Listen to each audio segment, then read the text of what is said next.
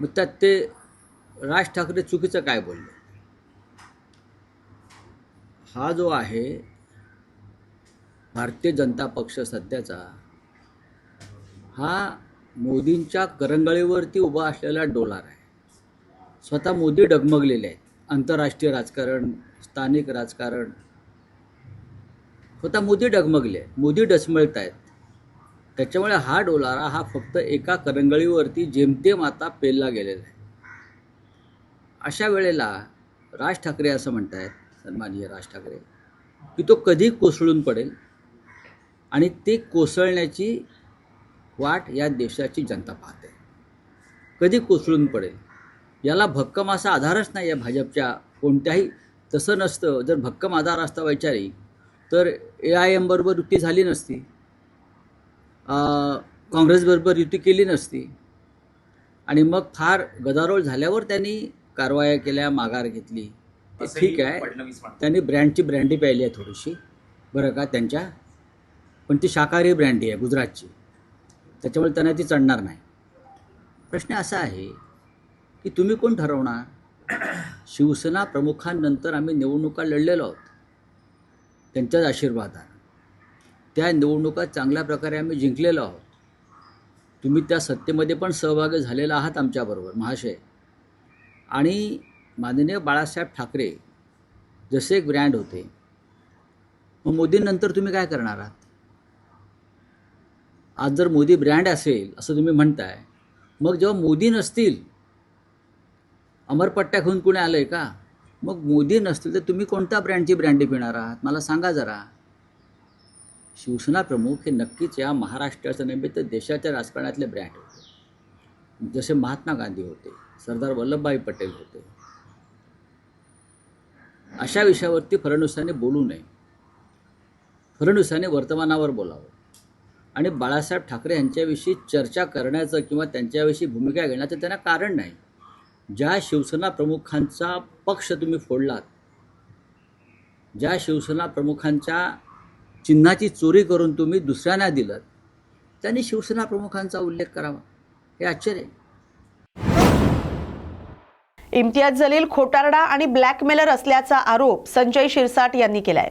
इम्तियाज जलील हा एक नंबरचा खोटारडा माणूस आहे. ब्लॅकमेल करण्यामध्ये सर्वात माहिर असलेला हा इम्तियाज जलील आहे. जे कार्यकर्त्यांनी हल्ला केला ना, त्यांनी यासाठी केलं आहे की याच्यासाठी जीवाला जीव देणार ते कार्यकर्ते होते, परंतु पैसे घेऊन तिकीट विकले, त्या कार्यकर्त्याला देशी धडू लावलं आणि त्याचा संताप ते व्यक्त करत आहेत. म्हणून जशी करणी वैसी भरणी हे आज इम्तियाज जलीलला पाहायला मिळालेलं. जो शेर आहे रे शेर आहे म्हणायचा ना, त्या शेर आयला आता पळावं लागतंय. आणि जनता मेरे साथ हे असं म्हणणारा किंवा आवाज असा वाढून बोलणारा आज शेपूट घालून पळताना हे सगळं महाराष्ट्रातील जनता पाहते. म्हणून तू केलेले पाप हे तुला भोगावं लागणार आहे. आम्हाला तुझ्या मागे पोलीस संरक्षणामध्ये काही गुंड पाठवण्याची गरज नाही आहे. ही तुझी केलेली पापाची फळं आहेत. सर, तुमचं डायरेक्टली त्यांनी नाव घेतलेलं आहे. कुणाचं नाव घेणार आहे तो? त्या ज्या मारहाण करणारे आहेत ना, त्यांना पोलिसांनी पकडलं पाहिजे आणि त्याच्याकडून विचारलं पाहिजे, तू का दगड मारतोयस, तू का त्याच्या मागं धावतोयस, का लाठी घेऊन फिरायला लागलास? तो सांगेल ना काय झालं आहे ते. परंतु त्याला इम्तियाजला ही जी मस्ती आहे ना की माझं कोणी काही वाकडं करणार नाही, ओएसी मेरे साथ आहे, आणि आता तो संध्याकाळी भडक भाषण करेल आणि जसं सगळं मुस्लिम समाज त्याच्याबरोबर आहे असं दाखवण्याचा जो प्रयत्न करेल ना, त्याला त्या कार्यकर्त्यांनी दिलेलं प्रत्युत्तर आहे. काही ठिकाणी युतीची समीकरणं वेगळी आहेत, मात्र काहीही झालं तरी भाजप हा नंबर 1चा पक्ष राहील असा विश्वास पंकजा मुंडे यांनी व्यक्त केलाय. सत्ता आमचीच येईल, मला विश्वास आहे. नुकत्याच झालेल्या स्थानिक स्वराज्य संस्थेमध्ये आम्ही सगळीकडे यश मिळवलेलं आहे. भारतीय जनता पार्टीचा देशामध्ये, राज्यामध्ये आमचं सरकार आहे. इथे आमची महायुती अत्यंत ताकदीने लढत आहे. विकास करण्यासाठी सत्तेच्या माध्यमातून जनतेचा पूर्ण कौल हा आमच्याकडे राहील याचा मला विश्वास आहे. महायुती संपूर्ण राज्यामध्ये काही ठिकाणी नाही आहे, याचा काही परिणाम होण्याची शक्यता आहे? स्थानिक स्वराज्य संस्थेच्या निवडणुका स्थानिक पातळीवर स्थानिक नेत्यांच्या आपसातल्या अंडरस्टँडिंगच्या प्रमाणे युती होत असतात. त्यामुळे काही ठिकाणी वेगळा निर्णय असू शकतो, वेगवेगळ्या ठिकाणी वेगवेगळे समीकरण दिसत आहेत. तर प्रत्येक ठिकाणी समीकरण काही असले तरी भारतीय जनता पार्टी नंबर 1चा पक्ष राहील. ठाकरे बंधूंची युती आव्हानात्मक ठरण्याची शक्यता आहे. मला असं वाटतं की आम्ही अनेक वेळा निवडून आलोय, सत्तेत आलेलो आहोत आणि आम्ही देशामध्ये अनेक राज्यामध्ये आणि महाराष्ट्रातही आम्ही सत्ता मिळवलेली आहे. तर आव्हान आम्हाला नाहीये, आव्हान मला वाटतं आमच्या विरोधात जे लढणार आहेत त्यांच्यासाठी. हिंदू आणि मराठी महापौराला वाद सुरू आहे. तुम्हाला काय वाटतं, राजकारणामध्ये हिंदू आणायला पाहिजेत का? मला असं वाटतं यावर उत्तर आमचे मुख्यमंत्री, आमचे आशिष शेलार मुंबईचे नेते आणि अमित साटम आमचे प्रदेशाचे अध्यक्ष यांनी दिलेलं आहे आणि त्यावर परत वेगळी मी टिप्पणी करायची गरज नाहीये. मला एवढंच वाटतं की विकासाकडे मुंबईला आणि मुंबईच्या या उपनगरांना सगळ्या वेगवेगळ्या महानगरपालिकांना मिळणारं सत्ता स्थापन झाली पाहिजे आणि लोकांचा विश्वास आमच्यावर आहे. आम्ही जिंकलो तर शिक्षण, आरोग्य सेवा तसंच मूलभूत सुविधांच्या विकासाला प्राधान्य देणार, असं आश्वासन शिवसेना ठाकरे गटाचे उमेदवार सौरभ घोसाळकर यांनी दिलंय. डोर टू डोर आमचा कॅम्पेन आता सुरू आहे आणि तुम्ही थोडंफार बघितलं सुद्धा आहे. प्रत्येक घरात मला एक खूप सुंदर प्रतिसाद मिळत आहे आणि जिथे जिथे जातोय तिथे तिथेच लोक समोरून आपण केलेली कामं असतील, त्यांचा पाठिंबा असेल, विनोद घोसाळकर साहेबांचं नाव असेल, अभिषेक दादाचं नाव असेल, हे समोरून सांगतात आणि त्यांनी केलेली कामं तीच मला मोजून दाखवत आहेत. तर मला ते बघून खूप चांगलं वाटतंय आणि मला आपल्या विजयाची खात्री पटते. आज एक युवा पिढीच्या या नेतृत्वावरती मला भरोसा टाकल्यामुळे उद्धवजी ठाकरे असतील, आदित्यजी ठाकरे असेल, प्रथम तर मी त्यांचा धन्यवाद करतो. आज युवा पिढी असल्यामुळे गटर मीटर वॉटरच्या पलीकडे जाऊन एक सेवक म्हणून एक नवीन संकल्पना जशी आम्ही वॉर्ड क्रमांक 1 मध्ये अभिषेक दादाच्या माध्यमातून, विनोद घोसाळकरांच्या माध्यमातून इथे आणलंय. इथे आज आमच्या अभ्यासाप्रमाणे इथे 17 इथे गार्डन्स आहेत. ते गार्डन डेव्हलप करणं, पेट पार्क्स आणणं, इथे कुत्र्यांसाठी आणि मांजरींसाठी क्रेमेटरी उभारणं, आज युवा पिढीसाठी एक दैस स्पोर्ट्स फाउंडेशनसारखं जे ऑलरेडी आम्ही केलेलं एक चांगलं संकुलन आहे, त्याच पद्धतीचं इथे ह्या युवा पिढीला प्रोत्साहन देणारं, त्यांच्या खेळाडू वृत्तीला प्रोत्साहन देणारं एक काहीतरी संकल्पना करणं असेल, त्यांच्या रोजगाराचं काम करणं असेल, अशा विविध पद्धतीच्या आपण नवीन नवीन संकल्पना इथे माझ्या नगरसेवक ह्या कार्यकिर्दीत मी नक्की आणणार, हे मी तुम्हाला सांगतो.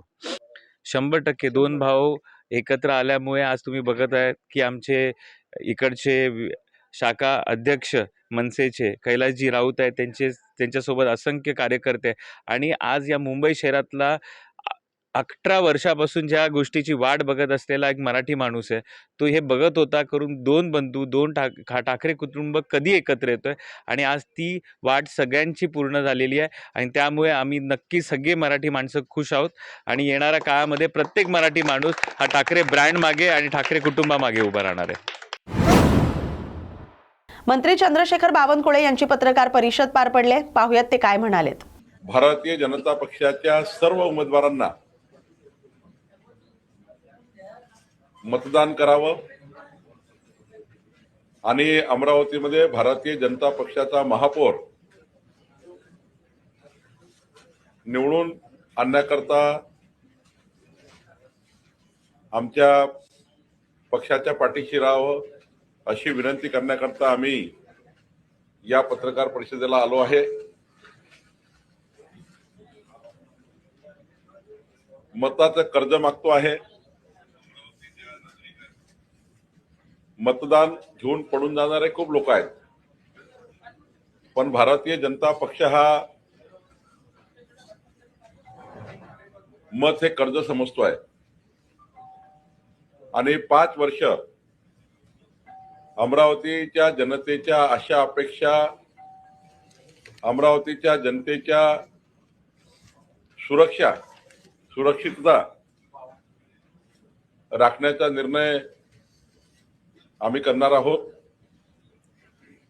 अमरावती महानगरपालिकेतील जनता ही विकसित अमरावतीचा विचार करते आहे. माननीय देवेंद्र फडणवीसजींनी विकसित महाराष्ट्राचा संकल्प करताना 2029चा महाराष्ट्र, 2035चा महाराष्ट्र, 2047चा महाराष्ट्र याचं विजन तयार केलं आहे आणि टप्प्याटप्प्याने 2047 हा महाराष्ट्राकरता देशातलं सर्वोत्तम राज्य पुढे करण्याकरता देवेंद्रजी काम करता आहे आणि यासोबतच विकसित अमरावती करण्याचा संकल्प देवेंद्रजींनी केला आहे. विधानसभा अध्यक्ष राहुल नार्वेकर यांची पत्रकार परिषद पार पडली आहे. पाहुयात त्यांनी कोणत्या मुद्द्यांवरती भाष्य केलंय. हे आरोप हास्यास्पद आहेत आणि त्याची कारणं स्पष्ट आहेत. सर्वप्रथम या महिलेला, ज्यांचं नाव तुम्ही आत्ताच सांगितलं, पवार, यांना आजपर्यंत मी आयुष्यात एकदाही बघितलंही नाहीये. त्यामुळे त्यांना धमकवण्याचा प्रश्न उद्भवत नाही. एक. नंबर 2, आपण धमकवतो कधी, जेव्हा आपली बाजू कमजोर असेल तेव्हा. आपण एक लक्षात घ्या, या कुलाबा विधानसभा मतदारसंघात 1 वर्षापूर्वी झालेल्या निवडणुकीत मला 50,000 मतांचं मताधिक्य आहे. वॉर्ड क्रमांक 225 मध्ये मला 12,000 मतांचं मताधिक्य आहे. वॉर्ड क्रमांक 226 मध्ये मला 14,000चं मताधिक्य आहे. वॉर्ड क्रमांक 227 मध्ये मला 9,000 मतांचं मताधिक्य आहे. त्यामुळे माझ्यासाठी हे तिन्ही वॉर्ड अत्यंत सुरक्षित आहेत आणि म्हणूनच भारतीय जनता पार्टीचा विजय ह्या वॉर्डातनं निश्चित असताना कोणालाही धमकावण्याचा किंवा कोणालाही विड्रॉ करायला सांगायचा प्रश्नच येत नाही. नंबर 3, जर का आपण बघितलं तर विड्रॉलची तारीख कधी होती? विड्रॉलची तारीख मला वाटतं 2 तारीख होती. आजची तारीख काय आहे? 7 तारीख. मग 5 दिवस काय प्लॅनिंगमध्ये गेले का? 5 दिवस तुम्ही प्लॅनिंगमध्ये घालवले का? वेगवेगळ्या राजकीय पक्षांना पकडून त्यांच्याबरोबर स्कीमिंग करून मग या संदर्भातला खुलासा करावा. मला एक समजत नाही, विरोधी पक्षातले खासदार हे त्या महिलेच्या बाजूला बसून स्टेटमेंट करतात, यातून राजकीय प्रकरण आहे, हे संपूर्णपणे पॉलिटिकली मोटिवेटेड आहे, हे स्पष्ट आहे. आपण एक लक्षात घ्या गोष्ट की या मतदारसंघात शिवसेना असो किंवा काँग्रेस असो किंवा इतर कोणी पक्ष असो, यांना आपला पराजय स्पष्ट दिसत आहे आणि त्यामुळे एक फेक नॅरेटिव्ह करायचा प्रयत्न करत आहेत. परंतु कुलाब्यातली लोक यांची सेवा मी गेले 15 वर्ष सातत्याने केलेली आहे. मकरंद नार्वेकर नगरसेवकांनी केली आहे, हर्षिता नार्वेकरांनी केली आहे आणि त्यामुळे आम्ही केलेल्या कामावरती आम्हाला पूर्ण विश्वास असल्यामुळे असल्या खोट्या आरोपांना आम्ही काय घाबरत नाही. अमित साटम यांनी मुंबईच्या विकासावर बोलले तर उपयोगी ठरेल असा टोला सना मलिक यांनी लगावलाय.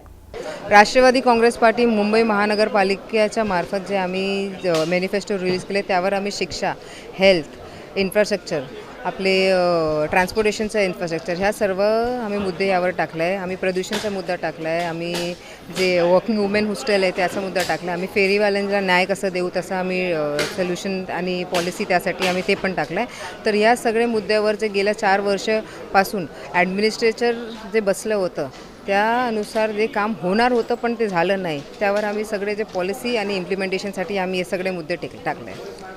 राष्ट्रवादी काँग्रेस पार्टी कधीही आपली विचारधारा सोडून जे शिवशाहू फुले आंबेडकरची विचारधारा आहे ते सोडून कधीही त्याच्या पुढे बोलत नाही. पण काही लोक जेव्हा ते जसं तुम्ही सांगताय अमित साटमजी या मुद्द्यावर बोलत असेल तर मला वाटतं मुंबईच्या निवडणूक आहे, मुंबईच्या मुंबईसाठी तुम्ही काय करणार, मुंबईचे लोकांना न्याय कसं देणार, त्यावर बोललं तर जास्त उपयोगी असेल. याबरोबरच राजकीय आढावामध्ये आता इथेच थांबतोय. अशाच महत्त्वाच्या बातम्यांसाठी पाहत राहा न्यूज मराठी 24/7. नवा भारत, नवा विचार.